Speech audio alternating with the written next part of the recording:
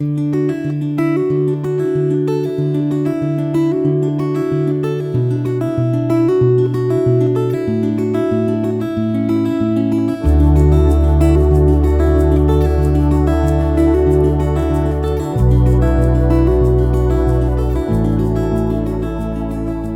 reading begins in Deuteronomy, chapter 31, starting in verse 1.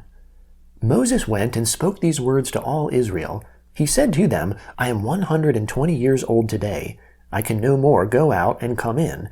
The Lord has said to me, You shall not go over this Jordan.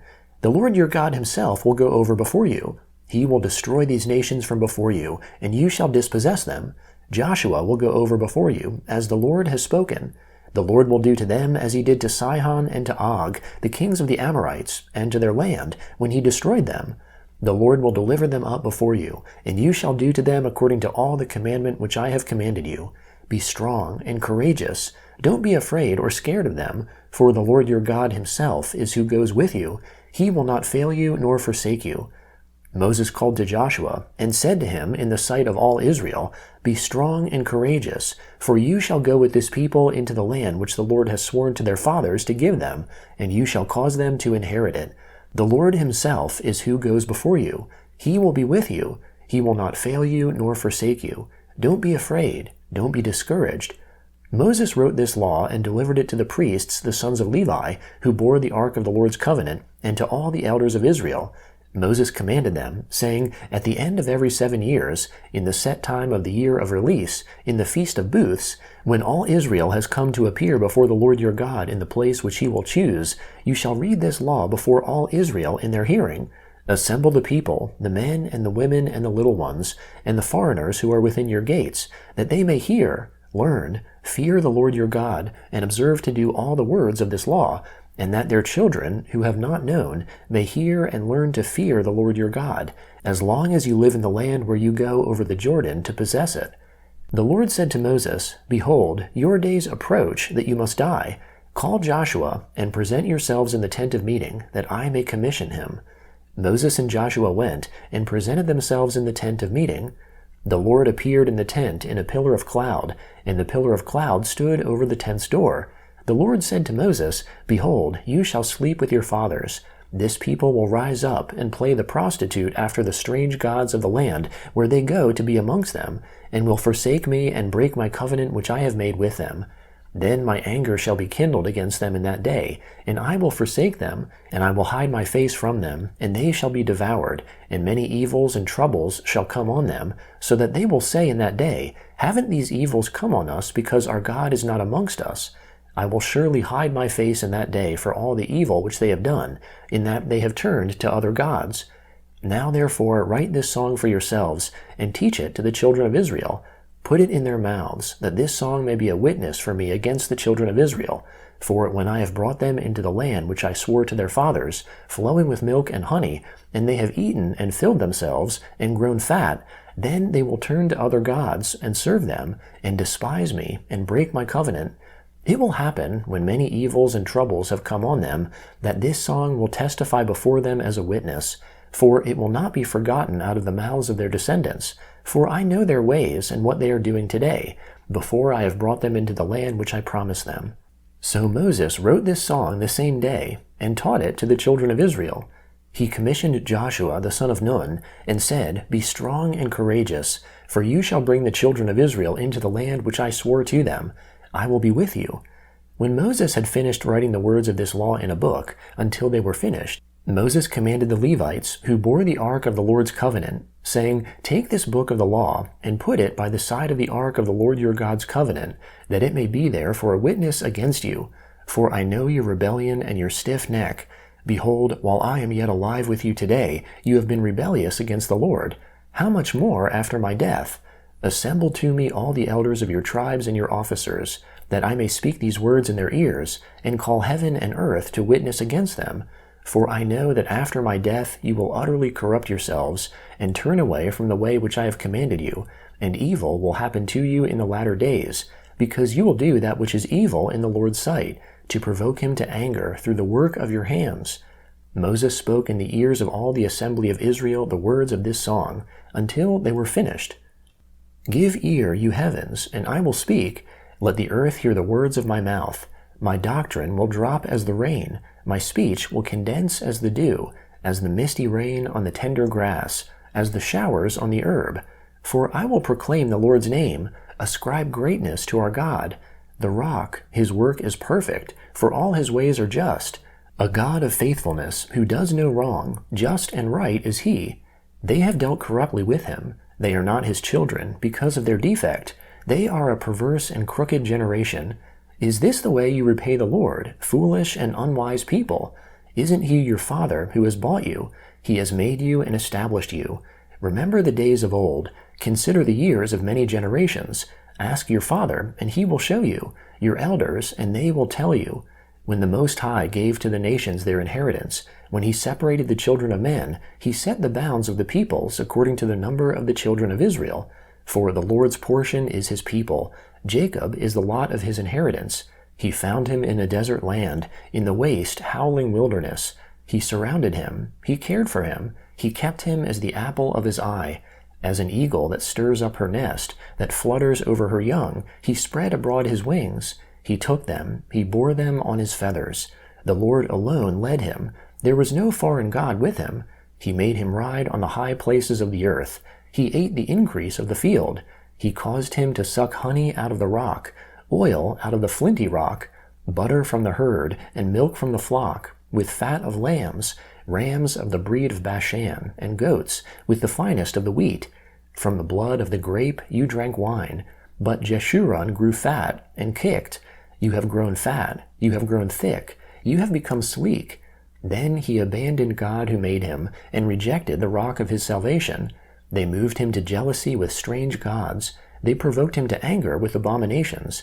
They sacrificed to demons, not God, to gods that they didn't know, to new gods that came up recently, which your fathers didn't dread. Of the rock who became your father you are unmindful, and have forgotten God who gave you birth. The Lord saw and abhorred, because of the provocation of his sons and his daughters. He said, I will hide my face from them. I will see what their end will be, for they are a very perverse generation, children in whom is no faithfulness. They have moved me to jealousy with that which is not God. They have provoked me to anger with their vanities. I will move them to jealousy with those who are not a people. I will provoke them to anger with a foolish nation. For a fire is kindled in my anger, that burns to the lowest Sheol, devours the earth with its increase, and sets the foundations of the mountains on fire. I will heap evils on them. I will spend my arrows on them. They shall be wasted with hunger, and devoured with burning heat and bitter destruction. I will send the teeth of animals on them, with the venom of vipers that glide in the dust. Outside the sword will bereave, and in the rooms terror on both young man and virgin, the nursing infant and the gray-haired man. I said that I would scatter them afar. I would make their memory to cease from amongst men. Were it not that I feared the provocation of the enemy, lest their adversaries should judge wrongly, lest they should say, Our hand is exalted. The Lord has not done all this. The Gospel of Luke, chapter 12, starting in verse 8. I tell you, everyone who confesses me, that is, Jesus, before men, the Son of Man will also confess before the angels of God. But he who denies me in the presence of men will be denied in the presence of God's angels. Everyone who speaks a word against the Son of Man will be forgiven, but those who blaspheme against the Holy Spirit will not be forgiven. When they bring you before the synagogues, the rulers, and the authorities, don't be anxious how or what you will answer, or what you will say, for the Holy Spirit will teach you in that same hour what you must say. One of the multitude said to him, Teacher, tell my brother to divide the inheritance with me. But he said to him, Man, who made me a judge or an arbitrator over you? He said to them, Beware, keep yourselves from covetousness, for a man's life doesn't consist in the abundance of the things which he possesses. He spoke a parable to them, saying, The ground of a certain rich man produced abundantly. He reasoned within himself, saying, What will I do, because I don't have room to store my crops? He said, This is what I will do. I will pull down my barns, build bigger ones, and there I will store all my grain and my goods. I will tell my soul, Soul, you have many goods laid up for many years. Take your ease, eat, drink, and be merry. But God said to him, You foolish one, tonight your soul is required of you. The things which you have prepared, whose will they be? So is he who lays up treasure for himself, and is not rich towards God. He said to his disciples, Therefore I tell you, don't be anxious for your life, what you will eat, nor yet for your body, what you will wear. Life is more than food, and the body is more than clothing. Consider the ravens. They don't sow, they don't reap, they have no warehouse or barn, and God feeds them. How much more valuable are you than birds? Which of you, by being anxious, can add a cubit to his height? If then you aren't able to do even the least things, why are you anxious about the rest?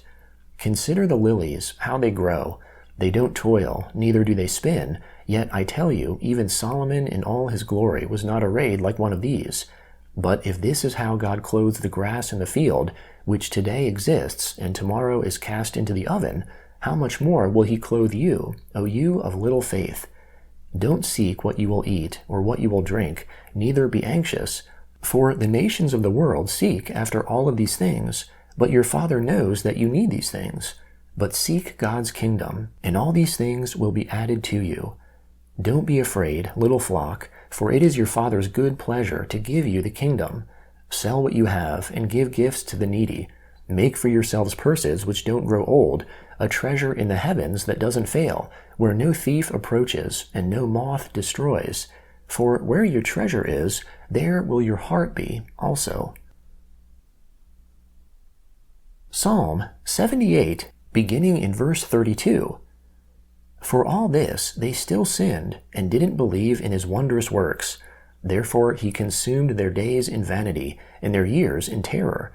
When he killed them, then they inquired after him. They returned and sought God earnestly. They remembered that God was their rock, the Most High God, their Redeemer. But they flattered him with their mouth, and lied to him with their tongue. For their heart was not right with him, neither were they faithful in his covenant. But he, being merciful, forgave iniquity, and didn't destroy them. Yes, many times he turned his anger away, and didn't stir up all his wrath. He remembered that they were but flesh, a wind that passes away, and doesn't come again. How often they rebelled against him in the wilderness, and grieved him in the desert. They turned again and tempted God, and provoked the Holy One of Israel. They didn't remember his hand, nor the day when he redeemed them from the adversary, how he set his signs in Egypt, his wonders in the field of Zon. He turned their rivers into blood, and their streams, so that they could not drink. He sent amongst them swarms of flies, which devoured them, and frogs, which destroyed them. He also gave their increase to the caterpillar, and their labor to the locust. He destroyed their vines with hail, their sycamore fig trees with frost. He also gave over their livestock to the hail, and their flocks to hot thunderbolts. He threw on them the fierceness of his anger, wrath, indignation, and trouble, and a band of angels of evil. He made a path for his anger. He didn't spare their soul from death, but gave their life over to the pestilence, and struck all the firstborn in Egypt, the chief of their strength in the tents of Ham. But he led out his own people like sheep, and guided them in the wilderness like a flock.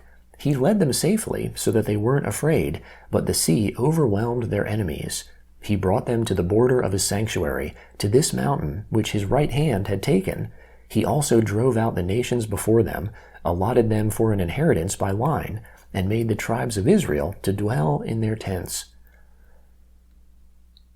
Proverbs chapter 12, beginning in verse 21.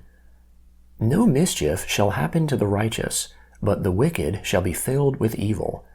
Lying lips are an abomination to the Lord, but those who do the truth are his delight. A prudent man keeps his knowledge, but the hearts of fools proclaim foolishness.